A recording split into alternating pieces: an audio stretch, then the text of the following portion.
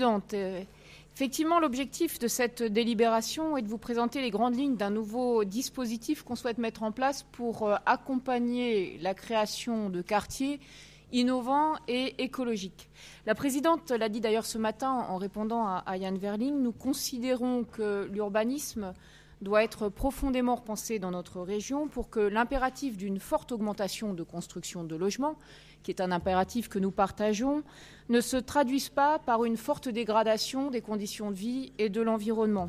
Parce que c'est vrai que depuis la mise en place d'une vision très fonctionnaliste de l'urbanisme, le principe c'est qu'on a des logements d'un côté, des commerces de l'autre et des emplois de l'autre. Et donc cet étalement urbain croissant, cette nécessité d'avoir des transports de toujours plus en plus longs s'accompagne d'une augmentation inévitable des émissions de gaz à effet de serre. D'ailleurs, le rapport de 2008 de l'Agence internationale de l'énergie pose clairement le débat. Les territoires urbains sont responsables de 70% des émissions de gaz à effet de serre. Et donc, il faut mettre fin à ce principe de zoning. Surtout, ce que nous disent les experts, c'est qu'il est important d'innover, certes, mais d'innover à l'échelle de l'îlot. Il faut innover radicalement et cette innovation ne viendra pas d'une vision planificatrice nationale, elle viendra d'expérimentations très locales, plus généralement d'ailleurs à l'échelle de la commune, ce qui explique que nous privilégions dans cette délibération l'échelle de la commune. Et ça fait des années que les élus d'ailleurs nous le demandent. Dans ce rapport, donc, on pose des objectifs et des principes, de grands objectifs et de grands principes. Premièrement, on veut accompagner l'effort de construction.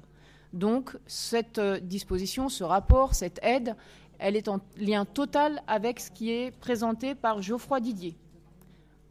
On s'inscrit bien dans la même logique. Deuxièmement, on veut généraliser les quartiers innovants et écologiques. On n'est pas dans une démarche d'expérimentation, on n'est pas dans une démarche d'appel à projet.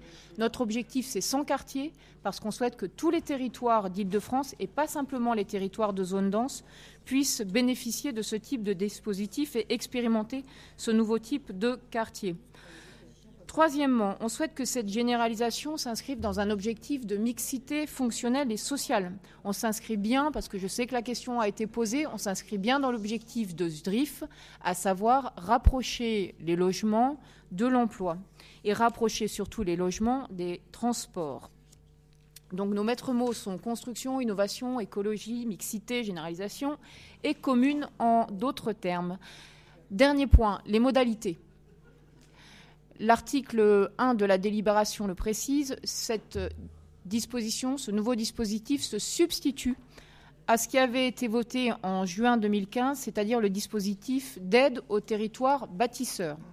Deuxièmement, on n'a pas mis dans la délibération, mais c'est dans l'exposé des motifs, on a prévu une enveloppe de l'ordre de 235 millions d'euros sur la période du contrat de plan État-région pour accompagner ce dispositif. Troisièmement, on vous propose que les quartiers qui nous sont proposés soient soumis à l'avis d'un jury qui restera à composer et qu'ensuite on décide en commission permanente. Et enfin, c'est une première discussion. Il nous a semblé extrêmement important qu'on puisse avoir cette première discussion sur les grandes lignes du dispositif pour ensuite recevoir vos observations et l'affiner. Mais on ne va pas traîner dans ce dispositif. On souhaite vous présenter les grandes lignes dans une prochaine séance du Conseil régional avant la fin de l'année pour qu'il soit opérationnel, si possible cette année, soyons ambitieux, au plus tard l'année prochaine, puisque nous sommes sur la période du contrat de plan État-région et qu'on est déjà en 2016. Je vous remercie.